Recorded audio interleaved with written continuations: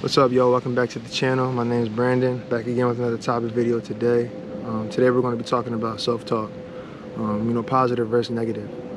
How we talk to ourselves, really matters.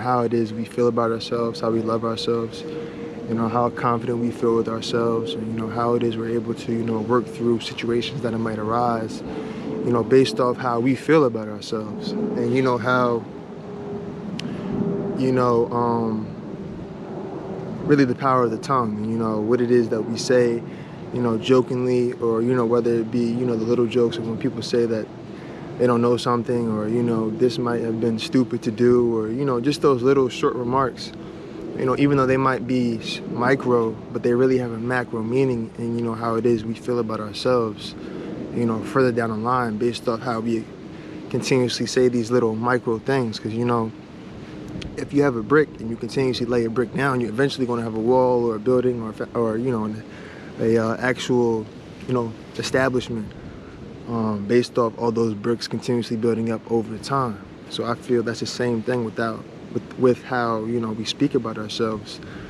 whether it be, like I said, short remarks, or little things that might have just been a joke, but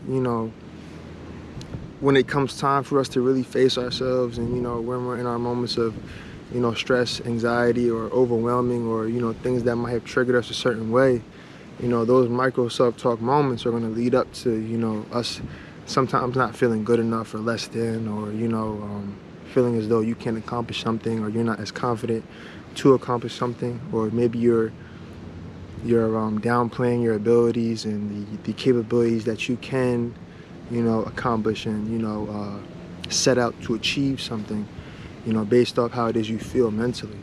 So really sharpening that mental and that spiritual, connection with self, and God, ultimately, of course, the Most High, because receiving His confidence, and understanding how He knew you when you were in your mother's womb, before you were even created into the physical. He knew you, and He strengthened you, and He purposed you for something to accomplish in this life. So to be able to receive that confidence that He birthed you with, and that He put inside of you, and to know ultimately that you're so capable of doing so many things, even if you don't believe you are, it's within you. That greatness is within you. Speaking from personal experience, there were times in my life where on the outside I might have looked to be confident, or I might have looked to have the appearance of somebody that is kind of nonchalant, and whatever it is they're dealing with. But if I'm going to be real, it was just, for me, on the outside, I figured it would be easier if I didn't show emotion, to be able to work through things, because people didn't really know how I was feeling about those things.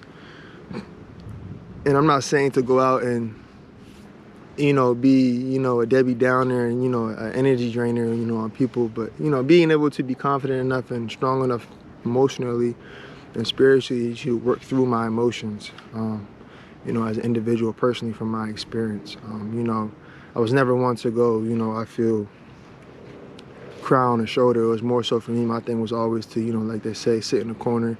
As young kids, they say sit in the corner. Like, that was always my kind of thing. I would just go deal with it, kind of on my own, and work through them, or I would suppress them. But that was in the past, and now I've been able to work through those emotions, and figure out things that, through, like I said, my positive self-talk, and how I talk to myself, and how I give affirmations over myself, to help me feel more confident. And then also, again, strengthening my relationship with God, receiving how it is that He created me to be, and to know that I am enough, and that I'm the head and not the tail. I'm a victor, not a victim.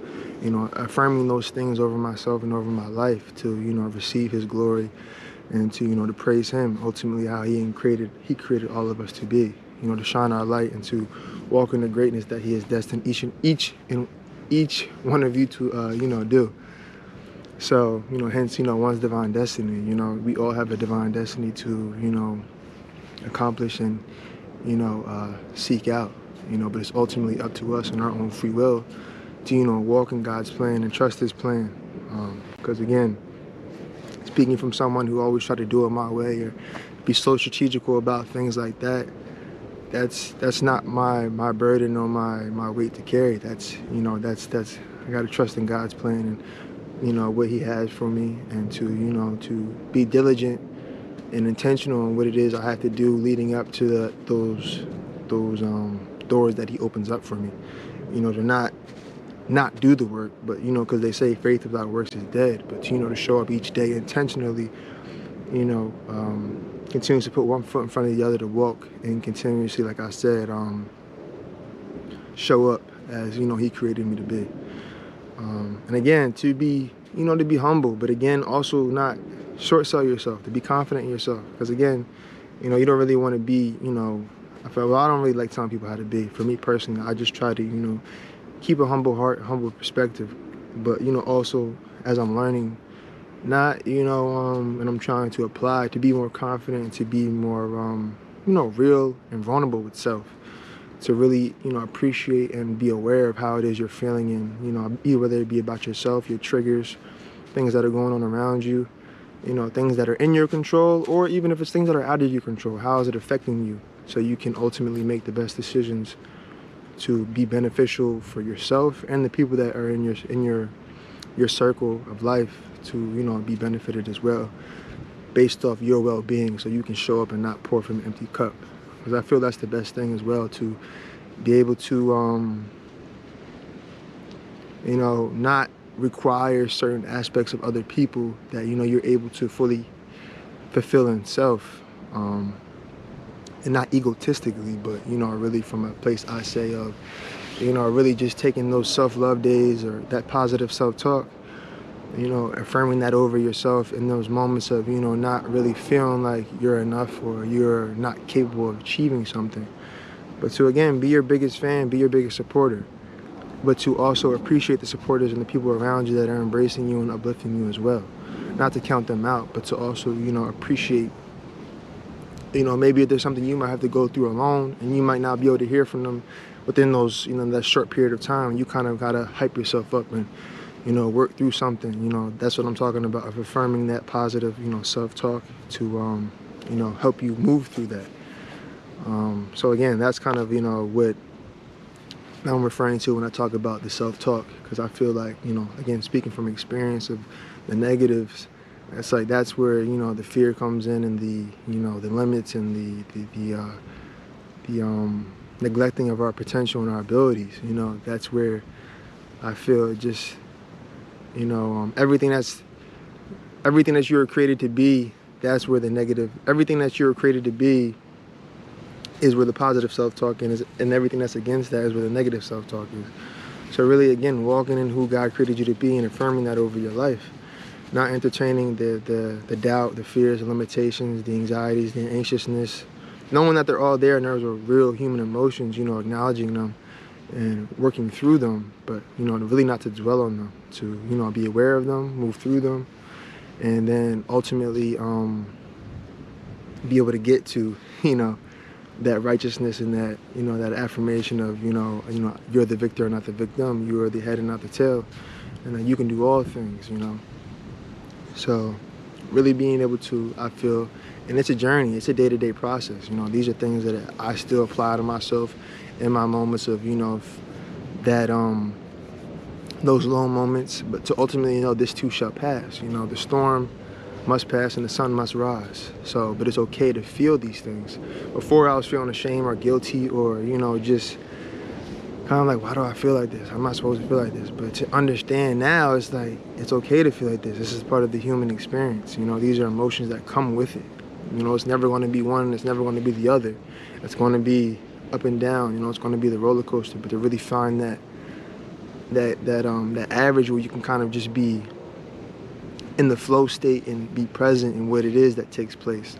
But to ultimately know there are things that are going to come and they're going to make you feel a certain type of way. But to also know that it's okay to feel that. And then, you know, ultimately, how can these situations that come about and they teach you something, you know, I feel like there's never a loss, there's always a lesson. How can you learn from that? So ultimately, when the next thing comes up, okay, that happened like this. Okay, boom, boom, I reacted like that, but okay, this happened again, but now I'm not gonna let it, you know, react. I'm not gonna react the same way I did before, because I know better. You know, I've been through this before. So okay, let's now try this. and then hopefully that ultimately leads you to a beneficial, result that is, overall best for your well-being. So again, like I said, just acknowledging the journey, being reflective of it, but also ultimately, affirming that positive self-talk over yourself, to, be there for yourself, and to know that, and to know that, you matter and you're enough, and you deserve to be, given love, receiving of love, to be embraced with love, to be around people that, love you, supportive you, but ultimately, you deserve to love yourself, to be confident in yourself, to feel like you are enough and that you can accomplish certain things that, might be as an obstacle or a roadblock, but ultimately you have the self-belief and the belief in the Most High that you can work through it.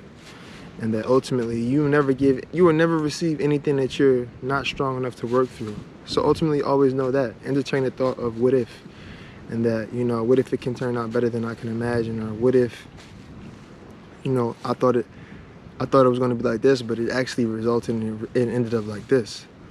To know that, playing that unknown and that, that imagination to, allow yourself to receive, I feel, the fruitfulness of life and all the glory of God. So again, I thank you guys for, tuning into this episode about positive self-talk in general. But, we talked about a little bit about what negative self-talk can look like. And, again, like I said, write down 10 things that you are proud about yourself, and also 10 things, that you're grateful for. To, really write those things down, meditate on them, visualize them, read them over yourself each morning when you wake up. Because affirming those things in the morning, in the beginning of your day, will help you ultimately move more confidently and, positively throughout that day. I feel, because it's worked for me personally, so I would love to share that with you guys, and hopefully it ultimately works for you as well. To, just have those affirmations that you read over yourself every day, and you can show up and be the greatest you, and to walk in your divine destiny. So again, drop some comments down below. Make sure you subscribe, like, share. And again, I thank you guys so much for tuning into this 12 minutes of, my video talking about, self-talk. I'll see you guys in the next one. Have a great one. Bye-bye.